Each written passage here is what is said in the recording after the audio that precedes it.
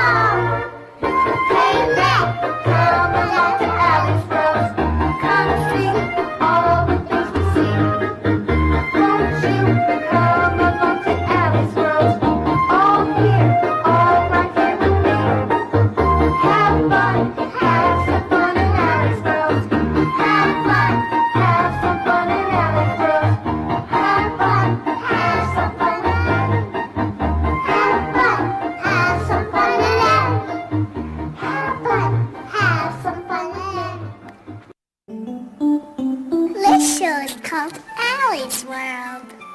This show's for kids and grown-ups. Hi, my name's Allie. I have 4 loose teeth. Hi, my name's Owen. I age with a player. Today in Allie's World, we're going to visit with Johnny King. We're going to visit the Indian Museum at Baldy's store. And we're going to have a chat with Raymond and Sybil Banfill. And we're going to learn about ice fishing from the Gray family. Now we're going to do some arts and crafts, fun for kids.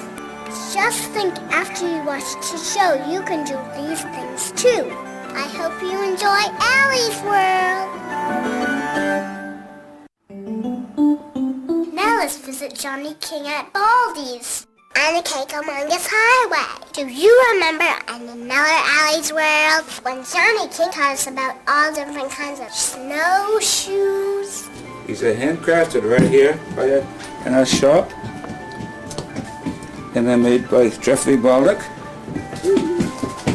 And he learned from the Indians in Canada. Well, today we're going to visit the Indian Museum at Baldy's store. There's Johnny King. You and Allie want to take a picture with the bear? Stand behind the bear, take a picture of it? Johnny King let us touch a bear. Ow! My brother pretended it bit him. Then he showed us a fisher cat. That's called a fisher cat. It's like a weasel, see? It's a weasel. Remember the weasel family? Ow! Look, a bear's head. It's a real bear. Yeah. Ow! Uh-oh. I guess that bear bit Owen too. No! This is a beaver's coat. That means it's a fur from the beaver. Look at Allie's snowshoes. They are really old. This was made by some Indians. The name of the tribe who made these snowshoes was Cree. Cree? Cree, Indians from Wisconsin, Canada. Look at more snowshoes. These are made out of sticks. There's so many things up here. It's so silly. A bubble here! Owen got excited over this buffalo. Look how little he was back then. Let's go in the museum. Indian Museum. Well, the museum, they have antique snowshoes. That means they are really old. That's a wiki up. That's a Indian teepee. Before they put the canvas on, the brush back on it, see? It has brush back that covers it, and they haven't got it finished yet. And there's a raccoon down there looking at you. Look at this turtle. It's huge. And he drew all over its shell. Look at its big foot. And here's an interesting antler here with a eagle's head out of the... I touched a stuffed beaver. Look at the masts. You think they're scary? Were they scary? No. I thought you were pretty. Johnny King lost such a wolf's fur. It's all wolf. Ow! I think Owen pretended it bit him too. I thought it was soft. And did you see the bird up there? See the pheasant up there? Oh, wow. I never saw that. No. Wow. That is tamarack roots. Yes, roots. This is tamarack root from a tamarack tree. Look at what they did with it. They lace even the canoes with roots. See? It's all laced with roots. Can you imagine they laced boats to go with tamarack roots? And move baskets with it too. That boat? Boots, yes. A TV. You see this? There's a dock that's carved out of pine cones. Ow! This duck is made out of pine cones. These are all pine cones. Ow! See that moose leg standing up there? That's a moose's leg standing up there. There's a dock that's carved out of pine. This duck is carved out of wood. Oh. Really smooth. Yeah, he's from Old Town, Maine, this guy that carved this. Guys, Yeah. Guys. Yes. Look at this. A birch bark basket. Ooh. This is made by the Indians in Canada. So the inside of the tree is outside, see? The birch bark is on the outside is inside. And the White. inside of the back is on the outside. Because the outside the back all white, see? What do you think? That's made by the man of arms. You won't believe a giant mushroom Johnny King showed us. A mushroom is a fungus. It's a fungus growth of a tree, a mushroom, with a painting of a moose on it. Indian princess. Yeah, huh? Later in the show, we'll visit more of Johnny King at Baldy's. Here's what's up next. There are lots of fun things to do in the wintertime. Now let's learn about ice fishing. This is an ice fishing setup. First they drill a hole in the ice and set the bait on the hook. There's a hook down there. Don't go too close, you might fall in. Oh! And it's cold as ice. When they catch a fish, the flag pops up. These ice fishermen have ice houses to fish from. That's house. You have roads between all these houses. It's like a village. Let's go talk to ice fishermen. Be careful, it's slippery. What's that? Auger? An auger. It's got hole in the ice. It's a big drill. These guys are drilling through the ice with an auger. Here's an ice fisherman. Let's find out his name. Bob Gray, Where are you from? Conway. Are you an ice fisherman? I hope so. I think I am. How long have you been ice fishing? I've been ice fishing since I was a little kid. When I used to live in Kearsarge, I brought up in Kearsarge, up above North Conway. I've been ice fishing ever since. How long is that? I'd say it's more than 50 anyway. Really? What do you do with this big machine? I cut holes in the ice so that I can catch some fish. Try to. And it cuts a 10-inch hole. Catch a lot of wind. It cuts a 10-inch hole and it works pretty good. Is it hard to ice fish on a windy day? Well, if you don't set your traps right against the wind, then they're apt to tip up, you know. Then you get false alarms. Thank you. Oh, you're welcome. What's your name? Gene Gray. Are you related? Yeah, brothers. It's kind of hard to figure out. You've got a sled too. Yeah? What's in your sled? Oh, just gear. He has to put that auger on there, so I put all the gear in this one. All the traps and What do you use for bait? shiners. Did you catch anything today? I caught 3 pickerel and rainbow. Do you eat them? No. I give them to my kid. He eats them. That's my son. Bye. Thank you. See ya. Bye-bye. Hey. Like all that snow? Huh? See ya. Well, it looked like they had fun today. It sure was a gorgeous day to be out. Next, we went to talk to his son. He had a four-wheeler to help bring his ice house out here. He showed us his fishing rod. Used to be my bass rod, and I cut it off and drilled it out, put a plug in there, and I glued that in. So now it's just a short little thing. We use that for jigging, either lures or I got a dead shine around it. Look, that's his bait. It's called a shiner. I've already caught one pickerel on him, so I put him on here, and I put a live one on my trap. So the bigger fish come to eat the littler fish. What's your name? Donny? He caught a fish. You gonna eat it? Yeah, I'm gonna eat it. How do you cook it? I'll probably do it in a cornbread and flour mixture in a bag, and then fry it. I'll stuff some lemons and onions in its belly, and then fry it like that. We'll visit more with Donny later in the show. Here's what's up next. Hi, I'm Allie, and I'm here with my friends Raymond and Sybil Banfill. They told us about when they were younger.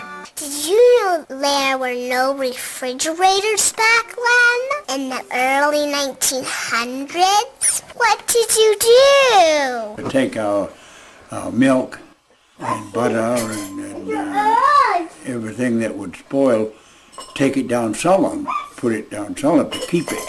They put their food in the basement to keep it cool longer. Things would spoil pretty quickly down the cellar. So guess what somebody invented? Refrigerator that took ice, and we had one of those.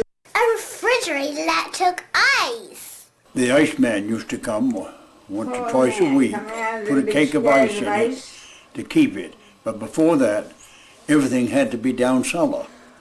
You couldn't, in order to keep it. Refrigerators would take a different size cake. He has to know what size cake and get that on his leather back that cut the water down here and get it into your refrigerator. The Iceman had a piece of flour on his back to help him carry the ice. A huge piece of ice. That must have been heavy. And then you had to have something down underneath it to catch it. They had to have a tray under layer ice refrigerators to catch the water when the ice melted. Dump it. Where did you get the ice from? My Man father delivering used to cut ice down in Snake Pond, and they had it was a big long saw with big teeth on it, wasn't it? And they'd go up and down like this and get the cakes formed, and then haul them out of the water on a sled to the horse, and bring them home, and you had a building you put them in. What kind of building did they put the ice in? A wooden building. We never had an ice house, but her folks had an ice house, and he used to get his own ice from Snake Pond down here. So you had to pack sawdust. Get sawdust from the mill somewhere and pack that all around so it would melt. Why did sawdust keep ice from melting?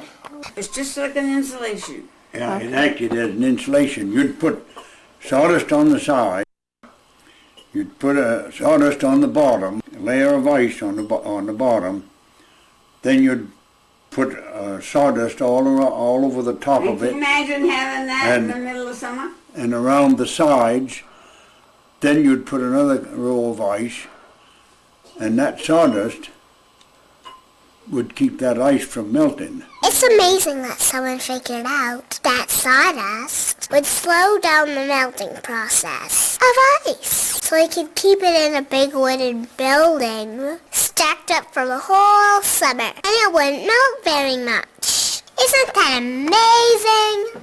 It is. Where did you get all the sawdust?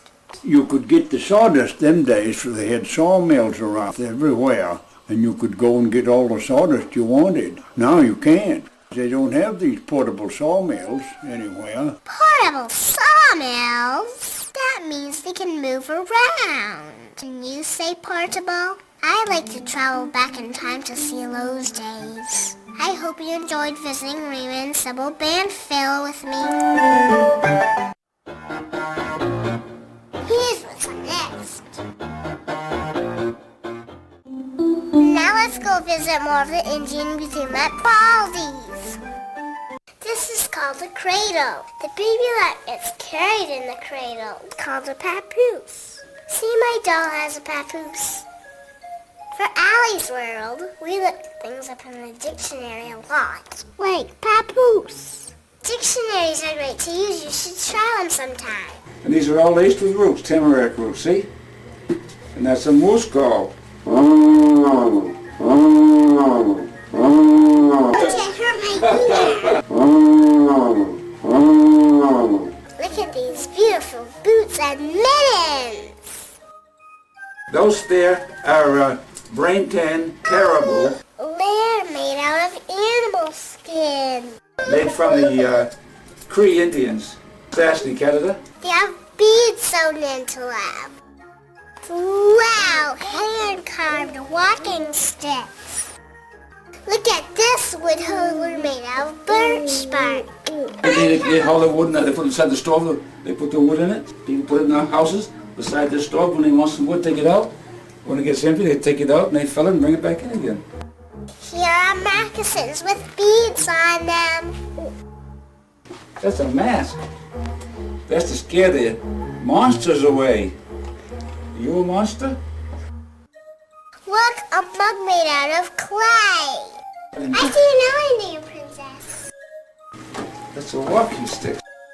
Pretty one, huh? Thank you, John. You're welcome, honey, anytime. So bye-bye, bye-bye.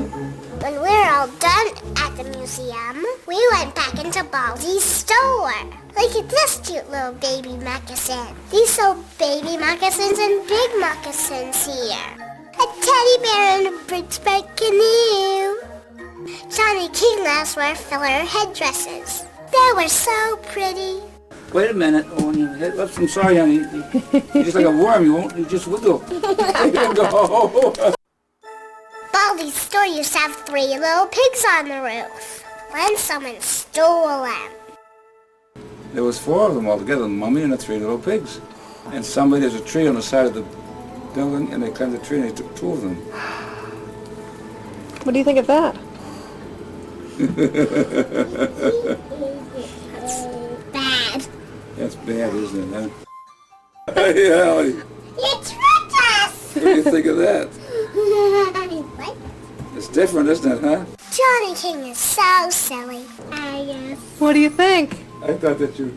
I guess Johnny King really tricked us. Oh, he pretended the hat bit him too. Oh, I can't. I'm not afraid, but it doesn't hurt. Then Johnny King said a funny word that I did not know. Chapeau. Chapeau. Chapeau. C-H-E-P-E-A-U-X. Yes. Chapeau. That's French for hat. Chapeau is French for hat. What's that? Bear paw. A bear paw? Bear paw, it's a pouch. You can put things in it. A little purse made out of a bear's paw. Your hand in it. Yeah, you can wear it. You look funny with a bear paw for a hand. And you want to see some real cute little snowshoes? Oh. Look at the little. See those there? Those are tiny snowshoes. It's really something with all the fun. Look at how that small that weaving is, so fine. A lot of hard work in that.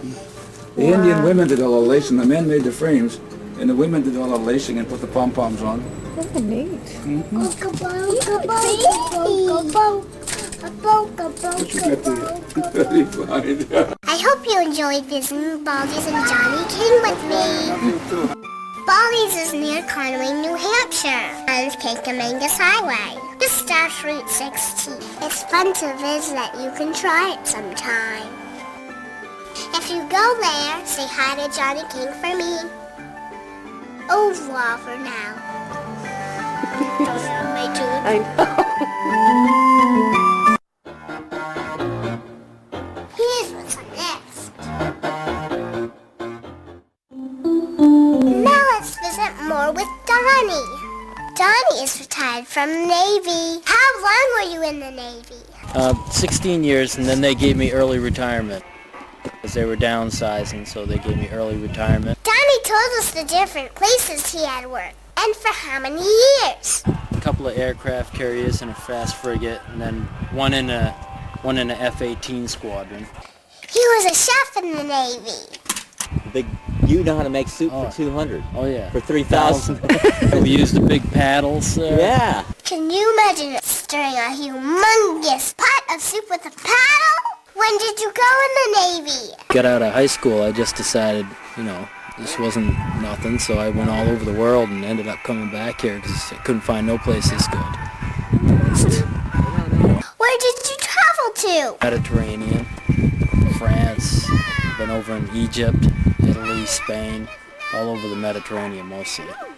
So I was stationed off of Florida. Donny told us about some of his greatest experiences. I got selected for the White House once, and then I turned it down and retired instead. Hey, Callie, get this! Really? You sorry? No, not at all. Riding camels around the pyramids, that was pretty good. Can you imagine riding on a camel in Egypt? What would be in Egypt? Booms, sound, Egypt people, pharaohs, and that's all I can think of. Pyramids. Did you want to live in Egypt? No, it's nothing like this. Nothing. Skiing in the French Alps, and I just soon go skiing at Cranmore. It's just as good here. Why do you like to live here? You got everything for outdoors. We got a hunting camp in Snowville. We go hunting, and we go the seasons by what we do. We go ice fishing, and then in the spring we'll trolling for salmon. Then we'll go regular fishing, and then come fall we'll start pheasant hunting, and then we'll go deer hunting up to the camp. It's nice up there. We'd have to snowshoe in this time of year. We start going up in the summer just to, get it ready and fix things up a little bit, and then we go up in the fall. Everyone takes their vacation at the same time. His family has a beach too. Beach right on Crystal Lake. And over the years, everything's sold off pretty much except for we kept the big field down there with the beach. That's priceless. Yeah. I guess Donny lives in the summer and the winter in New Hampshire. I love it too. See, I made a snow angel. Then Donny showed us his ice house. Can we go in your ice house? Sure you can. It's all heated up and everything. Little trap doors here. And we drill holes down through there and fish down through there. We got a little setup here. You drop it down in there and then just hook it on there. And then you just jig it every now and then. Catch smelts and such on there. We don't have a hole in there right now. No, we drill a hole and fish right through there. You fish in here on cold days. There's a heater. Look, a hand dogger. Is it hard to drill with a hand dogger? We work up a sweat trying to drill a hole. Look, someone on skis. Being pulled by their dogs. That looks like fun. Owen got a shiner. He loves fish. I think he wants to fish from the ice house. There's no hole in here now. We sure had fun on that winter day. I hope you enjoyed learning about ice fishing with me and how beautiful New Hampshire is to live in during all the pretty different seasons. Here's what's next. Today we're gonna do arts and crafts dressing flowers. First we need some flowers. I'm gonna put these in a bouquet. These are geraniums. Look at these poppies. Here's some sweet William. No morning glories. Look, gladiolas. Look, the hollyhock. Press the bachelor button.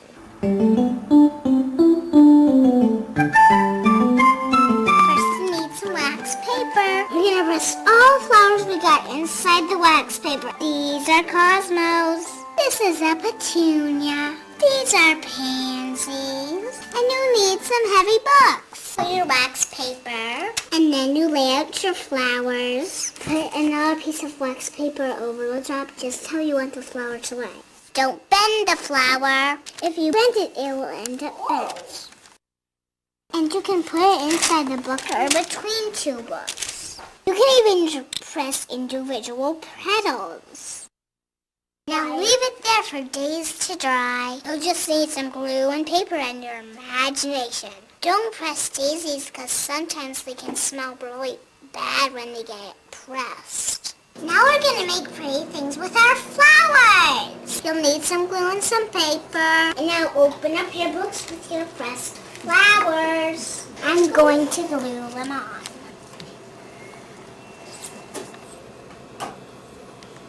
My friend Kai's going to help me. This makes it into a card shape.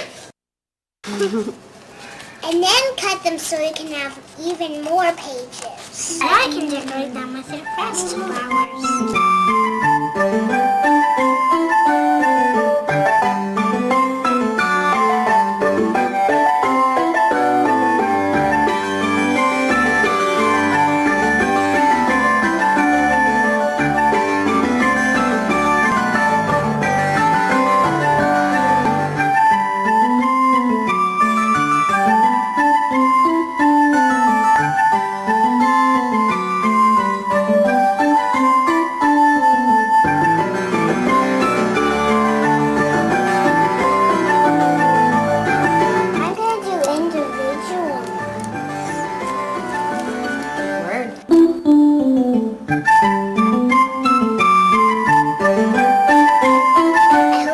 Making flower pressing arts and crafts with me and Callie.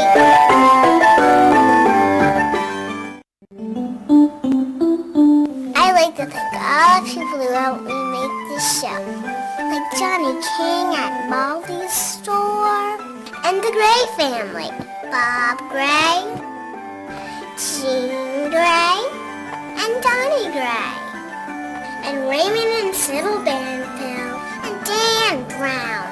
He made the music synth animals. We use that music for the whole show. You can visit his website at www.danbrown.com. Now you can email me at aliceworldnh@hotmail.com. Hope to hear from you. Tell me what you think at aliceworldnh@hotmail.com. Thank you, I hope you enjoyed Allie's World. Won't you join me next time? We can have lots more fun.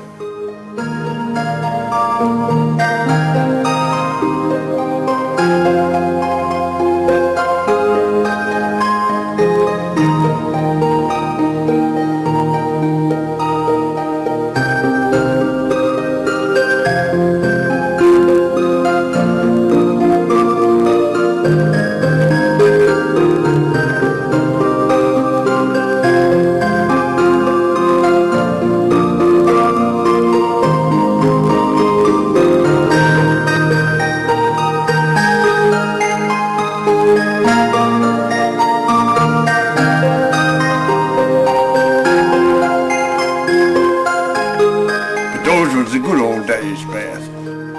Some different than then and now.